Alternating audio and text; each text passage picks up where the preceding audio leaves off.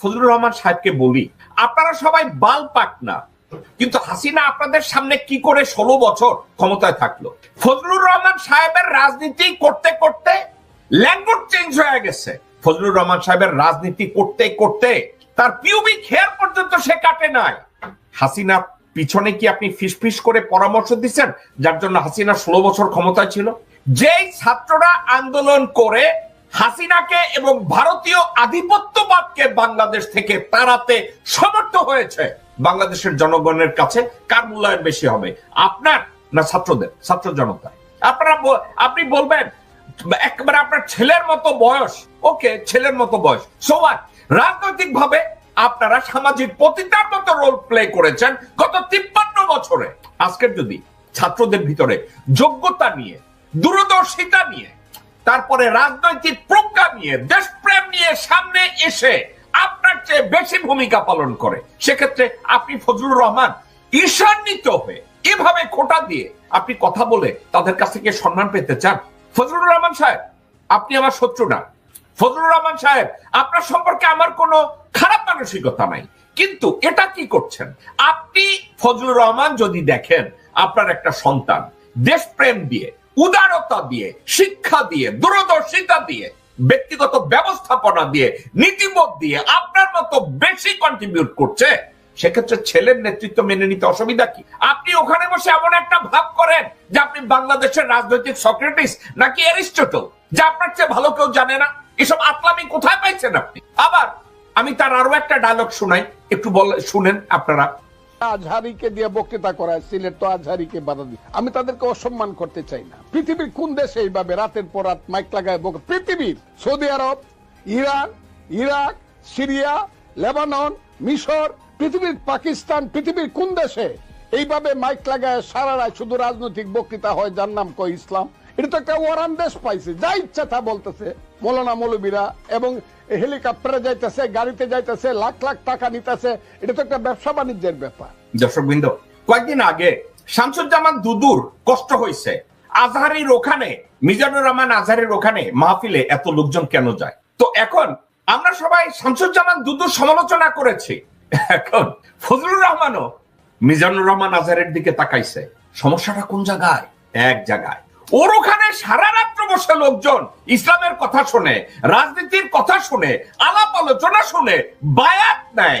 আমি ফজলুর রহমান মিটিং দিলে 5 জনও আসে না, সারা রাত বসা তো দূরে থাক, আমার বক্তব্য শোনার জন্য আধা ঘন্টাও থাকে না। এবং আরো একটা কথা, বাংলাদেশের রাজনীতিতে এটা কেমন সংলাপ যে এখন আপনারা রাজনীতিতে যখন আপনারা দেউলিয়া, সেক্ষেত্রে ইসলাম নিয়ে কেউ যদি ওয়াজ মাহফিল করে, সেক্ষেত্রে যদি ইসলাম কোরআন শিক্ষা দেয়, তাফসির মাহফিল করে, এখানে আপনার অসুবিধা কি? ফজলুর রহমান সাহেব, আপনি কি বাংলাদেশে ইসলাম সম্পর্কে কোনোদিন 10টা মানুষকে বসিয়ে আপনি কারোর কাছে কথা শুনিয়েছেন? শুনেন নাই। আপনার কথা কেউ শুনেছে? শুনে নাই। আপনি বলেছেন পৃথিবীর কোন প্রান্তে এ ধরনের ওয়াজ মাহফিল হয় সারা রাত্র মাইক লাগিয়ে? কোথায় হয়? সাউথ আফ্রিকায়। কোথায় হয়?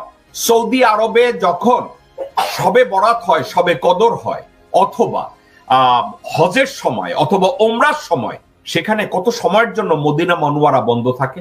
সেক্ষেত্রে কত সময় ধরে মক্কা শরীফে আমাদের মক্কা শরীফের মসজিদ নববী কোন জায়গায় আমি এটা বলি না, মক্কা শরীফের যেখানে মেইন আমাদের স্তম্ভ, যেখানে মানুষ তাওয়াফ করে, যেখানে মানুষ নামাজ পড়ে, ওটা কতক্ষণ বন্ধ থাকে? ওখানে কন্টিনিউয়াসলি ইবাদত বন্দেগী চলতে থাকে। আপনি একটা উদাহরণ দিয়েছেন। আপনি মুসলিম ব্রাদারহুডের জলসা সম্পর্কে আপনার কি ধারণা আছে শামসুর রহমান সাহেব? আপনি টিউনিশিয়ার মুসলিম ইসলামিক জলসা নিয়ে আপনার কি ধারণা আছে? সেনেগালের মুসলিম জলসা নিয়ে আপনার কি ধারণা আছে? কোন ধারণা আছে? আপনার আজকে পিক করতে হলো মিজানুর রহমান আজহারের ওখানে কে বাধা দিছে আর কে বাধা দেয় নাই, একটা কারণে বাধা দেয়। আপনার মতো হারামজাদারা ইসলাম থেকে মুসলমানদেরকে দূরে সরাতে চান।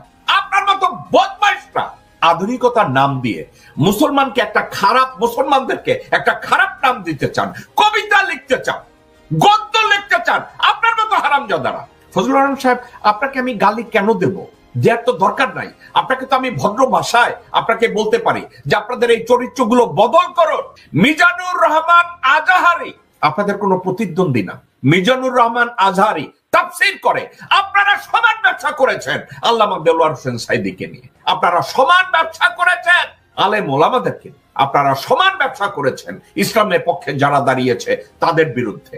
আপনার মতো হারামজাদারা মানুষদের অনুভূতিকে কখন বুঝবেন? আপনারা রাজনৈতিক বক্তব্য দিলে আপনাদের কথা কেউ শুনতে জানে, এর কারণ কি জানেন? আপনারা জনগণের পালস পড়তে পারেন না, আপনারা জনগণের আশা আকাঙ্ক্ষার যেই স্পৃহা, যেই আবেগ, এটা আপনারা বুঝতে পারেন না। আপনারা রাজনীতি করেন নিজেদের স্বার্থে, বুঝে অথবা না বুঝে। আমি বলবো না আপনি নিজেদের স্বার্থে বলতে আপনি ঘুষ খেয়েছেন, আমি এটা বলছি না, কিন্তু আপনি কতবার ইসলামের বিরুদ্ধে কথা বলে এভাবে বিষোদাকার করতে চাচ্ছেন? আপনি কে কথা বলার ফজলুর রহমান সাহেব যে মিজানুর রহমান আজহারি হেলিকপ্টারে যাবে না গাড়িতে যাবে? পয়সা কি আপনি দিচ্ছেন? আপনারা যখন রাজনৈতিক হরতাল দেন, লক্ষ লক্ষ কোটি কোটি টাকা খরচ করে লোকজনদেরকে ঢাকায় এনে হাজির করেন, ময়মনসিংহে হাজির করেন, প্রত্যেকটা বিভাগীয় শহরে হাজির করেন, ওই টাকা কোথা থেকে আসে? ফজলুর রহমান সাহেব, আপনি হঠাৎ করে মিজানুর রহমান আজহারিকে আপনার খারাপ বলতে হলো, কে বাধা দিচ্ছে এটা নিয়ে কথা বলতে হলো?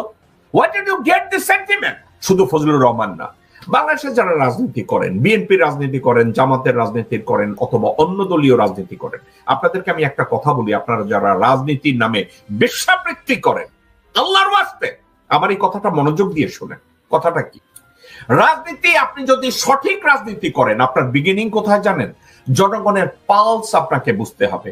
ফজলুর রহমান সাহেব, মিজানুর রহমান আজহারির ওখানে লক্ষ লক্ষ লোক ওয়াজ শুনতে যায়, কেন জানেন? তিনি একজন ইসলামিক ভালো বক্তা, উনি কোরআন মজিদ সম্পর্কে, হাদিস সম্পর্কে উনি আপনার আমার চেয়ে ভালো জানে।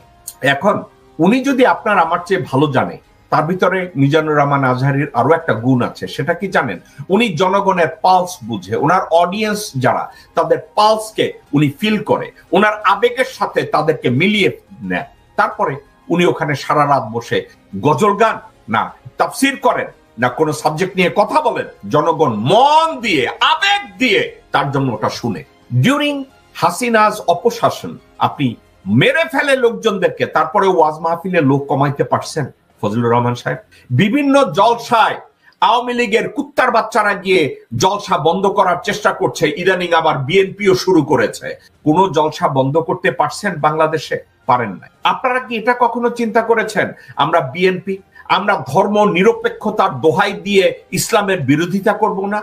নাকি আপনারা ভারতের গু খেয়েছেন যে ইসলামকে আবার এখানে অপদস্থ করতে হবে, ছোট করতে হবে? দর্শকবৃন্দ, আবার আমি একটা ফজলুর রহমান সাহেবের আরো একটা ভিডিও আছে, আমি এটাও দেখাতে চাই আপনাদেরকে, তার কথাবার্তার নমুনা শুনে। আরে তোদের 14 পুরুষের ক্ষমতা আছে নাকি?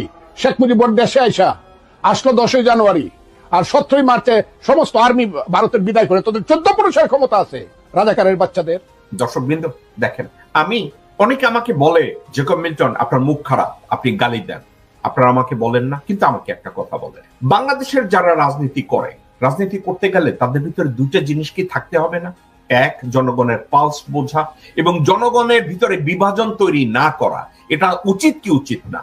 যেই রাজাকার শব্দ উচ্চারণ করে হাসিনাকে পালাতে হয়েছে, এখন বিএনপির একজন নেতা বলে রাজাকার, ফজলুর রহমান বলে রাজাকার, শামসুজ্জামান দুদু বলে রাজাকার, মির্জা আব্বাস বলে রাজাকার, কোথায় কোথায় বিএনপির নেতারা ইদানিং বলে রাজাকার। আপনারা বুঝেছেন কোথায়?